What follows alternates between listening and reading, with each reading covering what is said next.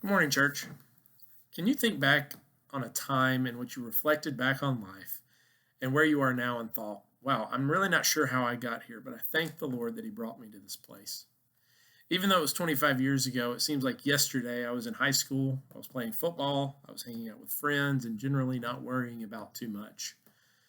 When I was 18, I had ideas and plans about my future. Many of them were naive and silly. So sitting here 25 years later, I think, wow, I'm not really sure how I got here, but thank the Lord I've been brought to this place. I'm not rich. Life isn't easy, but I don't think I would take my high school idea of the good life over what God has given me today. Let me read to you a section of scripture, Acts chapter 8, verses 1 through 8. But before I do that, let me give you a little context that comes before this passage.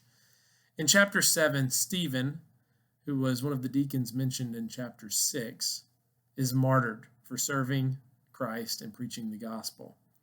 Chapter 8 picks up right after this, and this is what it says. On that day, a great persecution broke out against the church in Jerusalem, and all except the apostles were scattered throughout Judea and Samaria. Godly men buried Stephen and mourned deeply for him. But Saul began to destroy the church, going from house to house. He dragged off both men and women and put them in prison. Those who had been scattered preached the word wherever they went. Philip went down to a city in Samaria and proclaimed the Messiah there.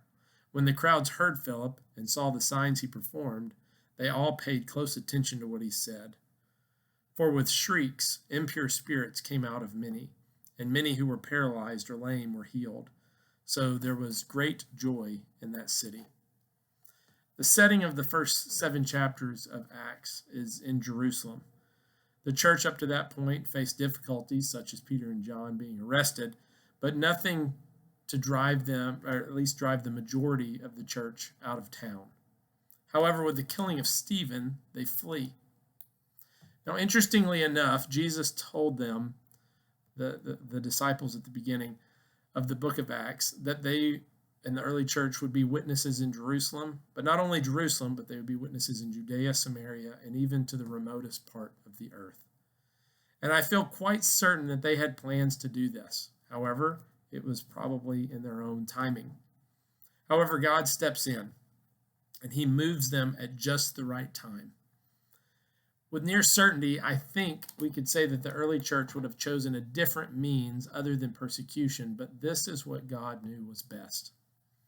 After the persecution, the early church could have fled and then simply remained silent. However, they remain faithful and don't stop preaching the gospel, even as they're scattered. Philip, another one of the deacons from Acts chapter 6, ends up in Samaria. As he preaches, people begin to pay attention. Demons are cast out. The lame and paralyzed are healed. The persecution of the church in Jerusalem leads to the spiritual freedom for the people in Samaria.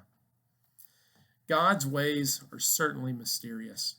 I don't know what God is doing in your life, but I know He has a plan. And I know it's a good plan, even if it doesn't feel that way much of the time. And keep this in mind, it is His plan. Our job isn't to put together the blueprints of life. Our job is that we remain faithful, that we serve the Lord where we are, and we serve Him in the places that He sends us. I have no doubt that if we follow the Lord, in the end, we will say, I thank the Lord that He has brought me to this place. I'll be praying for you. Please pray for me, and Lord willing, I'll see you next week.